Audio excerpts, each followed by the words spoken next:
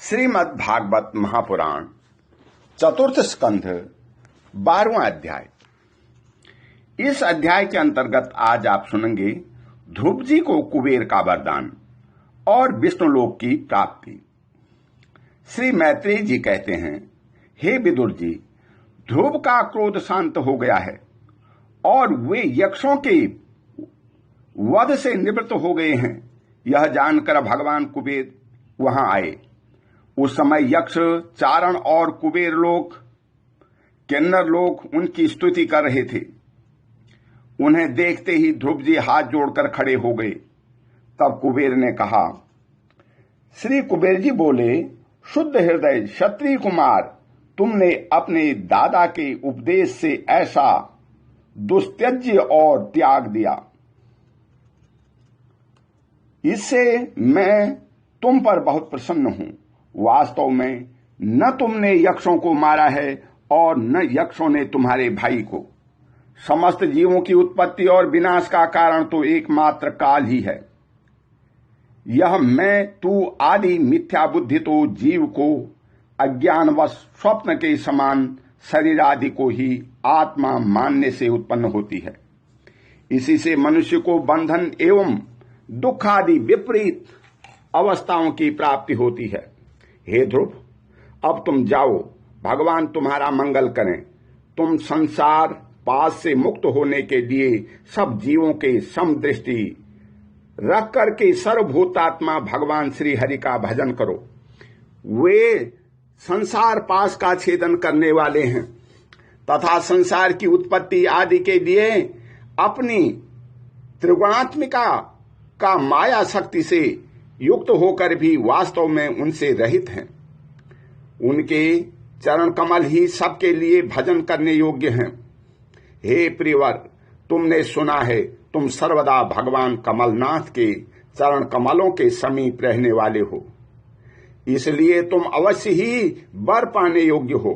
हे ध्रुव, तुम्हें जिस वर की इच्छा हो मुझसे निसंकोच एवं निशंक होकर के मांग लो।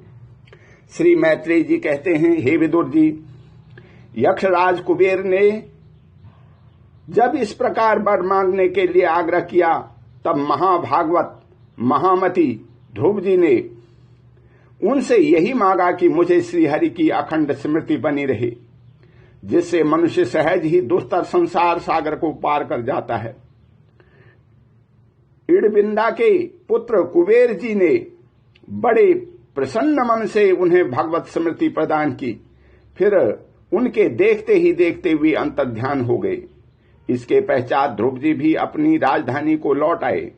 वहां रहते हुए उन्होंने बड़ी बड़ी दक्षिणा वाले यज्ञों से भगवान यज्ञ पुरुष की आराधना की। भगवान ही द्रव्य, क्रिया और देवता संबंधी समस्त कर्म और उनके फल हैं तथा वे ही कर्म फल के दाता भी हैं। सर्वोपाधि शून्य सर्वात्मा श्री अच्युत से प्रबल वेग युक्त भक्तिभाव रखते हुए ध्रुव जी अपने में और समस्त प्राणियों में सर्वव्यापक श्री हरि को ही विराजमान देखने लगे। ध्रुव जी बड़े ही शील संपन्न ब्राह्मण भक्त, दीन वत्सल और धर्म मर्यादा के रक्षक थे। उनकी प्रजा उन्हें साक्षात पिता के समान मानती थी। इस प्रकार तरह तरह के ऐश्वर्य भोग से पुण्य का और भोगों के त्याग पूर्वक यज्ञादि कर्मों अनुष्ठान के पाप का क्षय करते हुए उन्होंने 36,000 वर्ष तक पृथ्वी का शासन किया। जितेंद्रीय महात्मा ध्रुव ने इसी तरह अर्थ, धर्म और काम के संपादन में बहुत से वर्ष बिता करके अपने पुत्र उत्कल को राज सिंहासन पर सौंप दिया।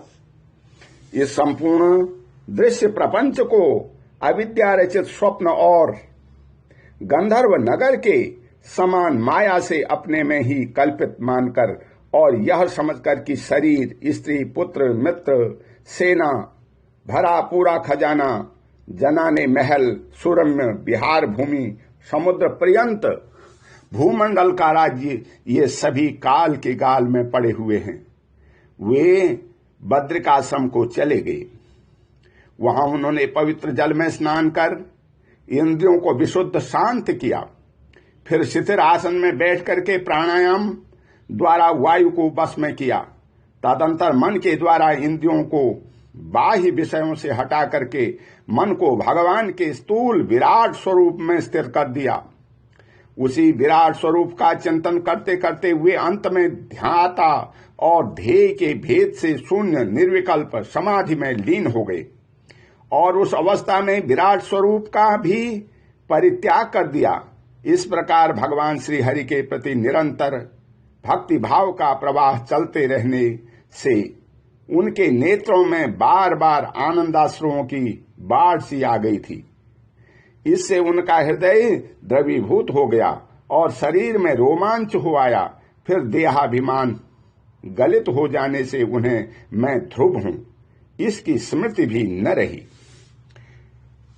इसी समय ध्रुव जी के आकाश में एक बड़ा ही सुंदर विमान उतरते देखा। वह अपने प्रकाश से दसों दिशाओं को आलोकित कर रहा था, मानो पूर्णिमा का चंद्र ही उदय हुआ हो। उसमें दो श्रेष्ठ पार्षद गदाओं का सहारा लिए खड़े थे। उनके 4 भुजाएं थी, सुंदर श्याम शरीर था, किशोर अवस्था थी और अरुण कमल के समान नेत्र थे। वे सुंदर वस्त्र, किरीट, हार, भुजबंद और अति मनोहर कुंडल धारण किए हुए थे। उन्हें पूर्ण श्लोक श्री हरि के सेवक जान ध्रुव जी घबराहट में पूजा आदि का क्रम भूल करके सहसा खड़े हो गए और यह भगवान के पार्षद में प्रधान हैं, ऐसा समझ करके उन्होंने श्री मधुसूदन के नामों का कीर्तन करते हुए उन्हें हाथ जोड़ करके प्रणाम किया। ध्रुव जी का मन भगवान के चरण कमलों से तल्लीन हो गया और वे हाथ जोड़ करके बड़ी नम्रता से सिर नीचा किए खड़े रहे।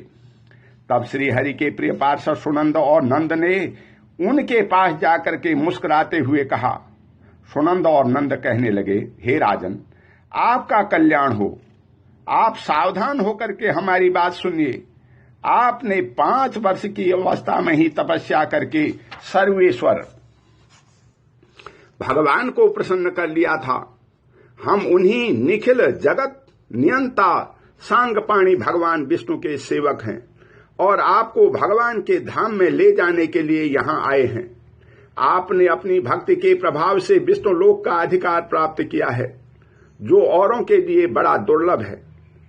परम ज्ञानी सप्तर्षि भी वहां तक नहीं पहुंच सके।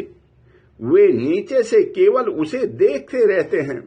सूर्य और चंद्रमा आदि ग्रह, नक्षत्र और तारागण भी उसकी प्रदक्षिणा किया करते हैं।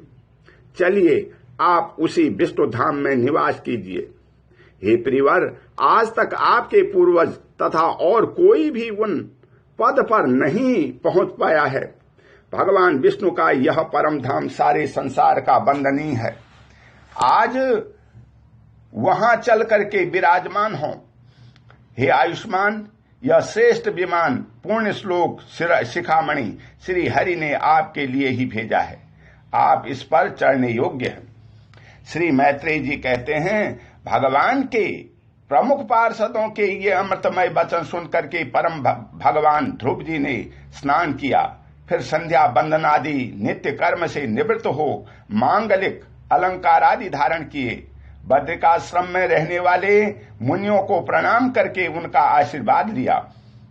इसके बाद उस श्रेष्ठ विमान की पूजा और प्रदक्षिणा की और पार्षदों को प्रणाम कर स्वर्ण के समान कांतिमान दिव्य रूप धारण कर उस पर चढ़ने को तैयार हुए।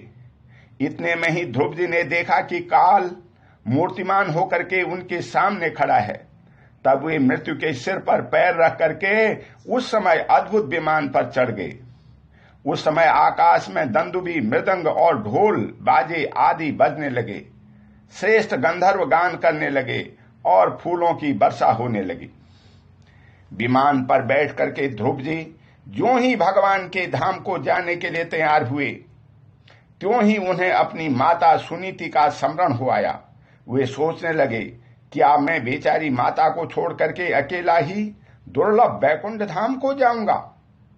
नंद और सुनंद ने ध्रुव जी के हृदय की बात जान करके उन्हें दिखलाया कि देवी सुनीति आगे आगे दूसरे विमान पर जा रही है। उन्होंने क्रमशः सूर्य आदि सभी ग्रह देखे। मार्ग में जहां तहां विमानों पर बैठे हुए देवता उनकी प्रशंसा करते हुए फूलों की वर्षा करते जाते थे। उस दिव्य विमान पर बैठ करके ध्रुव जी त्रिलोकी को पार कर सप्तर्षि मंडल में भी ऊपर भगवान विष्णु के नित्य धाम में पहुंचे। उस प्रकार उन्होंने अविचल गति प्राप्त की। यह दिव्य धाम अपने ही प्रकाश से प्रकाशित है। इसी के प्रकाश से तीनों लोग प्रकाशित हैं। इसमें जीवों का निर्दयता करने वाले भगवान नहीं जा सकते। वहां तो उन्हीं की पहुंच होती है जो दिन रात प्राणियों के कल्याण के लिए शुभ कर्म ही करते रहते हैं, जो शांत समदर्शी शुद्ध और सब प्राणियों को प्रसन्न रखने वाले हैं तथा भगवत भक्तों को ही अपना एकमात्र सच्चा सुहृद मानते हैं। ऐसे लोग सुगमता से ही इस भगवत धाम को प्राप्त कर लेते हैं। इस प्रकार उत्तानपाद के पुत्र भगवान नारायण श्री ध्रुव जी तीनों लोकों के ऊपर उसकी निर्मम चूड़ामणि से के समान विराजमान हुए। हे कुरुनंदन, जिस प्रकार दाएं चलाने से समय खंबे के चारों ओर बैल घूमते हैं, उसी प्रकार वह गंभीर वेग वाला ज्योतिष चक्र उस अविनाशी लोक के आश्रय में निरंतर घूमता रहता है। उसकी महिमा देखकर देवर्षि नारद ने प्रचेताओं की यज्ञशाला में वीणा बजाकर ये 3 श्लोक गाए थे। श्री नारद जी ने कहा था, इसमें संदेह नहीं, पति पारायण सुनीति के पुत्र ध्रुव ने तपस्या द्वारा अद्भुत शक्ति संचित करके जो गति पाई है, उसे भागवत धर्मों की आलोचना करके वेदवादी मुनिगण भी नहीं पा सकते। फिर राजाओं की तो बात ही क्या है। अहो, वे 5 वर्ष की अवस्था में ही सौतेली माता के बाणों से मर्माहत होकर के दुखी हृदय से वन में चले गए और मेरे उपदेश के अनुसार आचरण करके ही उन अजय प्रभु को जीत लिया, जो केवल अपने भक्तों के गुणों से ही वश में होते हैं। ध्रुव जी ने तो 5-6 वर्ष की अवस्था में कुछ दिनों की तपस्या से ही भगवान को प्रसन्न करके उनका परम पद प्राप्त कर लिया, किंतु उनके अधिकृत किए हुए इस पद को भूमंडल में कोई दूसरा क्षत्रिय क्या वर्षों तक तपस्या करके भी पा सकता है। श्री मैत्रेय जी कहते हैं, हे विदुर जी, तुमने मुझसे उदार कीर्ति ध्रुव जी के चरित्र के विषय में पूछा था, सो मैंने तुम्हें वह पूरा का पूरा सुना दिया। साधुजन इस चरित्र की बड़ी प्रशंसा करते हैं। यह धन, यश और आयु की वृद्धि करने वाला परम पवित्र और अत्यंत मंगलमय है। इससे स्वर्ग और अविनाशी पद भी प्राप्त हो सकता है। यह देवत्व की प्राप्ति कराने वाला बड़ा ही प्रशंसनीय और समस्त पापों का नाश करने वाला है। भगवत भक्त ध्रुव के इस पवित्र चरित्र को जो श्रद्धापूर्वक बार बार सुनते हैं, उन्हें भगवान की भक्ति प्राप्त होती है, जिससे उनके सभी दुखों का नाश हो जाता है। उसे श्रवण करने वाले को शीलादि गुणों की प्राप्ति होती है। जो महत्व चाहते हैं, उन्हें महत्व की प्राप्ति कराने वाला स्थान मिलता है। जो तेज चाहते हैं, उन्हें तेज प्राप्त होता है और मनुष्यों का मान बढ़ता है। पवित्र कीर्ति ध्रुव जी के इस महान चरित्र का प्रातः और सायंकाल ब्राह्मणादि द्विज जातियों के समाज में एकाग्र चित्त से कीर्तन करना चाहिए। भगवान के परम पवित्र चरणों की शरण में रहने वाला जो पुरुष इसे निष्काम भाव से पूर्णिमा, अमावस्या, द्वादशी, श्रवण नक्षत्र, तिथिक्षय, व्यतिपात, संक्रांति अथवा रविवार के दिन श्रद्धालु पुरुषों को सुनाता है, वह स्वयं अपने आत्मा में ही संतुष्ट रहने लगता है और सिद्ध हो जाता है। यह साक्षात भगवत विषयक अमृतमय ज्ञान है। जो लोग भगवत मार्ग के मर्म से अभिभिन्न हैं, उन्हें जो कोई इसे प्रदान करता है, उस दीन वत्सल कृपालु पुरुष पर देवता अनुग्रह करते हैं। ध्रुव जी के कर्म सर्वत्र प्रसिद्ध और परम पवित्र हैं। वे अपनी बाल्यावस्था में ही माता के घर और खिलौनों का मोह छोड़ करके श्री विष्णु भगवान की शरण में चले गए थे। हे कुरुनंदन, उनका यह पवित्र चरित्र मैंने तुम्हें सुना दिया। ओम शांति। बोल श्री कृष्ण भगवान की जय।